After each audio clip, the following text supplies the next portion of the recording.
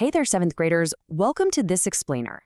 Get ready because today we're taking everything you've been learning in Unit 6 about global imperialism and we're finally putting it into action. This isn't just about memorizing names and dates. Today is an application task.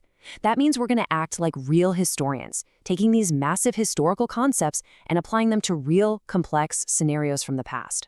So grab your notebooks, clear away any distractions, and let's uncover a truly transformative period in American history. Okay, let's dive into this. Here's our roadmap for today. We'll start with the era of imperialism, look at power, identity, and rights, walk through a worked application scenario, bust a common historical misconception, do a quick knowledge check, and then finish up with an extension task just for you. All right, part 1, the era of imperialism, stepping onto the world stage. So, we are looking at a huge turning point right around the dawn of the 20th century. Up until this point, the United States was largely focused inward, expanding westward and rebuilding after the Civil War. But suddenly, the nation starts looking outward. And that brings us to our foundational vocabulary, global imperialism. In the context of our unit, this was a period where the U.S. really expanded its world power, tried out new forms of overseas diplomacy, and had to navigate massive global conflicts, most notably World War I. You can kind of think of it as the exact moment the U.S. decided to pull up a chair and take a permanent seat at the table of global superpowers. They were building a modern navy, negotiating treaties, and making decisions that literally affected the entire globe. Moving on to part 2, power, identity, and rights, the 4 pillars. Now, what's really interesting about this slide is that a fundamental truth about history is that what happens overseas, well, it never actually stays overseas, right?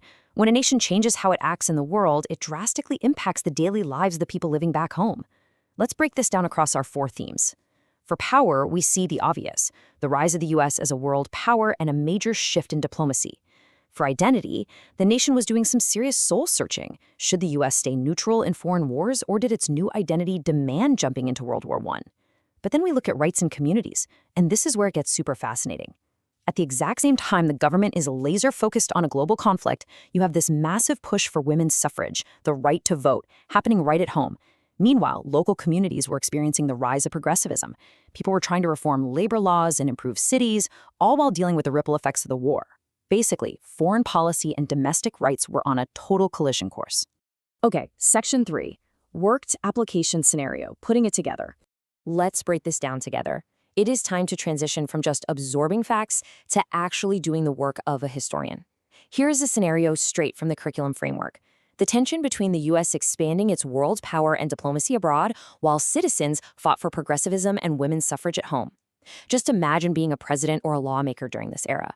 Your desk is literally covered in reports about European alliances and naval fleets, but right outside your window, citizens are marching. They're demanding the right to vote. They want safer working conditions. There's this huge friction here between foreign affairs and domestic rights.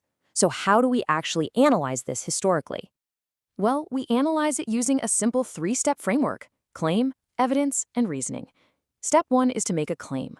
A claim is just a historical argument. For example, you might say, U.S. diplomacy conflicted with domestic reform. Then, step 2, cite your evidence. You need actual historical facts to back up your claim. For instance, you could point out that immense financial resources were funneled into World War I, which temporarily drew focus away from progressive community reforms. Finally, step 3, provide your reasoning. Explain the why. You would explain that because a government only has limited resources and attention, focusing on global imperialism created a structural tension with activists demanding change at home. See how that works? You take a big idea, make a specific argument, back it up with a fact, and explain the connection. Next up, section 4, a common historical misconception, myth versus reality. It's so easy to look back at history and think everyone just agreed with each other. But we really need to course-correct a frequent misunderstanding about this era. The myth is that the United States had a completely unified, single-minded focus on expanding its world power. People assume everyone just woke up and cheered for imperialism. And this brilliantly illustrates the difference between myth and reality. Because the reality? It was heavily fractured. There were intense internal debates. Many Americans wanted strict neutrality and wanted absolutely nothing to do with European conflicts. And progressive reformers and suffragists frequently argued that the country needed to fix its own democratic inequalities at home, like denying women the right to vote, before trying to spread democracy abroad. It was a time of fierce debate, not unified agreement. All right, Section 5. Quick student knowledge check. Test your memory. So the crucial point is understanding how these global and domestic events overlapped. Let's see how sharp your focus has been today. Which major domestic reform movement demanding voting rights occurred simultaneously with U.S. World War I diplomacy? I'll give you a second to think back to that four pillars table we looked at earlier. Remember the tension between foreign and domestic focus? If you said women's suffrage, you are exactly right. Excellent job. The massive fight for women's suffrage was happening right alongside these global shifts. And finally, Section 6, your turn, extension task. Well, we've reached the final stage of our explainer. We've defined the terms, analyzed the four pillars, worked through a scenario together, and busted a historical myth. Now, I am passing the baton fully to you. Here's your extension task to tackle in your notebooks. Write a claim with evidence explaining how World War I and its effects impacted either women's suffrage or progressivism.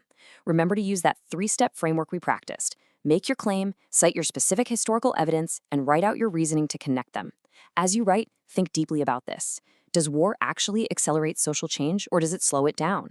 Did the demands of World War I give women a new platform to prove their equality in the workforce, or did it distract the government from the suffrage movement entirely? Pick a side, make your claim, and prove it. Because remember, history isn't just about what happened, it's about making a compelling argument for why it happened. Good luck with your task, 7th graders. I can't wait to see the historical arguments you build.